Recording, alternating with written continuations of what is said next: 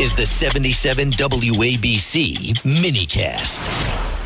So Congressman Lawler has already reached out to Congressman Emmer, the majority whip out of the great state of Minnesota, here in New York for the day, telling him how upset I am. I am very upset that we've got all these New York Congress people, and I'll get in, trust me. If I have to go to Trump, I'll go to Trump. I'll get in, or Mike Johnson. But the fact that I'm doing this a week before, I find to be incredibly disrespectful. I am the media voice. I'm the voice of New York, Tom. I mean, if I was in Minnesota, it wouldn't be a thought. I know you're taking a cop and all those beautiful things, but if I was in Minnesota, it wouldn't even be a thought. Well, Sid, Lawler's trying to work for you. I know that, but I can tell you this: I'm surprised he's so just Spike Lee. I would have expected. I would have expected he invited Bad Bunny. I took a beating for that, too. I was on late night television every night. Jimmy Kimmel called me a racist. Actually, Jon Stewart was very nice. He just made fun of my tan. He didn't call me any bad words. But when you think about it, and I know it's an old story already, but it's really not, that people were so upset that I wanted the halftime show in English. Why is that such a stretch, Tom Emmer? Well, let's even take that one step down, right? Because I was there. I'm watching people in the stands, and they don't, even Spanish-speaking people didn't understand what he was saying, but because apparently it's Puerto Rican slang. It's different. I'm glad you said that, too, because they showed, people didn't talk about this, because I have a couple of Latino ladies in here, and they were mad at me. I couldn't care less. They were mad at me. But they showed wide shots of the audience. They were just standing there. Nobody was dancing. No, because they didn't understand. And here's the thing. All right, wasn't in English, so be it. Why didn't we have a translation that we could read as it was going on the, okay, I'll take Spanish.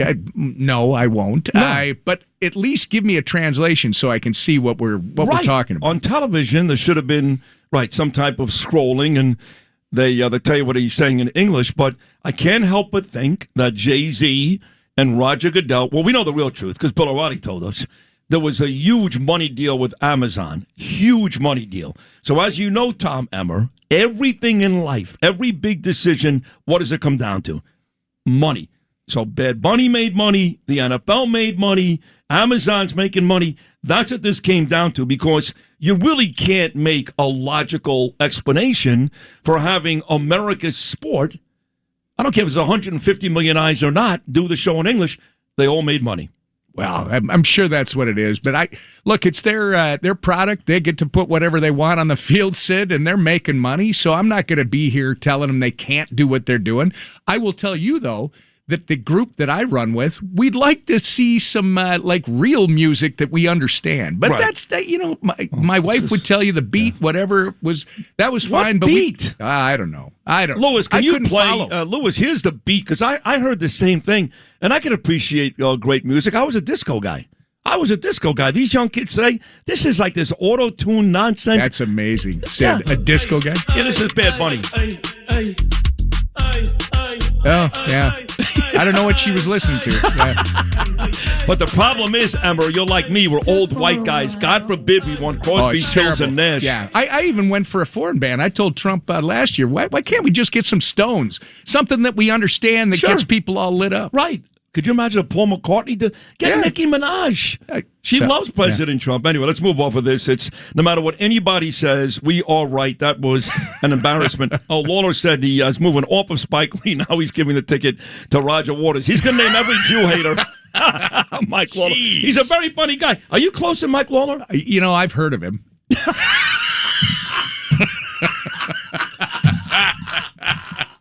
Oh, you are funny. I love Mike Lawler. I feel like you're very close with the New York people here. They've given me an honorary membership to the New York delegation because I might tend to be a little bit more blunt than most Midwesterners. It's true. That's true. So what are you doing in New York today, with that said? Well, I was here for a wedding on Saturday, and now today we're doing the rounds. It's President's Day, and I had somebody say, on your day off, man, I'm in Congress. We don't get days off. Every day is a job interview in this job. I don't know about that. Aren't you guys off until like April 15th in 2 weeks? Jerry Nadler's never been on, but that's a different story. That's a different story. Most of the guys that do the job, the Lawlers, the Lelotas, the Garbarinos, the Malliotakis, the Tennys, all of these people in this state, Elise Stefanik, they work their tail off every single day. That's an impressive group of people you just mentioned. And you mentioned Nadler. What we saw last week, Tom, with Pam Bondi, and some Republicans are getting on Pam because she lost her cool. Fine, she lost her cool, fine. But the truth is, what they did, this Raskin, this Nadler, this Swalwell, these are real lowlifes. I mean, my God, Tom, what is the matter with these people? You know, this is probably awful rhetoric for a Midwesterner. They're scumbags. They're scumbags. They're bottom-feeding scumbags. I mean, look at Swalwell. Swalwell sleeps with Chinese spies, and he's still in Congress. It's just amazing to me. Why is that? I guess she found it. You'd have to ask her. So what happens, talking about me getting into the State Union, what happens, because I was at the last one 2 years ago with Biden because Trump just won. There was not one last year. That was the congressional address. Yeah, right. Same thing.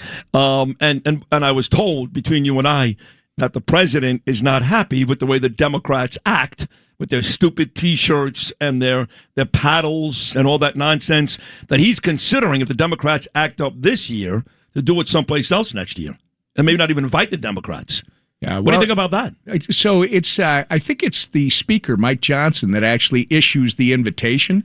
Asking, because this has gone on. It wasn't original to Congress, but this started many, many years ago, where the Speaker invited the President of the United States to come and address a joint session. It's turned into the State of the Union. I agree with the President. I mean, I'm disgusted. Last year, the President was complimenting everything that we all agree on. It wasn't Republican and Democrat. You can't stand up for a young man that's, got cancer. You can't cheer this young man. And the President was absolutely right. It was disgusting.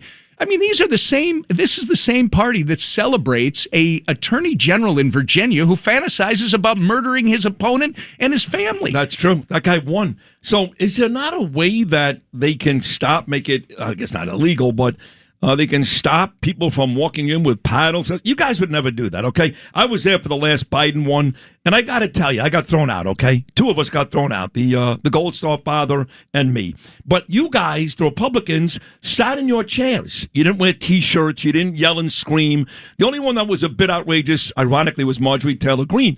But you guys said nothing. Why can't you make it a rule in government you cannot show up that night with paddles that call all of you people crooks and bad people? Why can't you stop them from bringing paddles into the chamber? Well, you can. It's first, there's certain rules of decorum. All you got to do is make sure that the people that are policing the floor enforce them. I'll give you an example. While President Trump was talking either last year or the one before, I won't even name them because they all want attention. The potty mouth representative from Little Palestine in Michigan held up a sign during the thing, and people, I think she wanted the commotion, right? She wanted to be the attention. Kind of like that guy from South Texas last year. Poor Al. He just doesn't even know where he is half the time. And by the way, he's going to have to learn because he's not going to be in Congress anymore after the midterm. No, he's not. Well, let's get to Congress's job these days. It's difficult, and you guys are going back and forth. I mentioned Chuck Schumer earlier in the conversation. To me, there's no bigger idiot than Hakeem Jeffries. He's not smart. He's stupid. I'm sorry. He's a stupid person. He's not smart. But he's got a position of authority in Congress, and now we are where we thought we'd be, this DHS standoff. And now you're going to put all these poor TSA workers again. They're not going to get paid starting March 3rd. We did this for 43 days a couple of months ago. So the irony here is that they're mad about ICE, yet ICE will continue to operate. And it's the Coast Guard, it's FEMA, it's these poor bastards with the TSA. We want to go to Florida. It's winter break. You have to be able to go. I mean, what are we doing here? What's going on? Well, just think about the Democrat Party's disconnect to the American people. Donald Trump ran on securing the southern border, making our streets safe again, right? Getting the criminals out of here, the rapists, the murderers, the drug dealers. Do you realize, and pedophiles, do you realize in Minneapolis, 4,000 4,000 they pulled out of Minneapolis. Yeah. Minneapolis is a speck on the map compared to New York. By the way, they also pulled out 3,000 migrant children that the Biden administration had lost, and nobody seems to want to report that. The disconnect is this. These guys are flying to Munich more worried about security overseas than they are about taking care of the American people. And Sid, they broke their promise. That leader, that so-called excuse for a leader in the House on the Dem side, the New Yorker that you referred to, this guy's people broke their promise. That was a bipartisan, negotiated bill with Republicans and Democrats in the House. It already has the reforms in it. Body cameras. They're now trying to claim they're asking for body cameras. The money for body cameras is in the bill that passed the House.